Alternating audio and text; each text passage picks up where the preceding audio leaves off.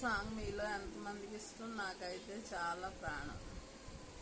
ఆ ప్రకృతి అందాలు అవన్నీ వెంకటేష్ గారు, మీనా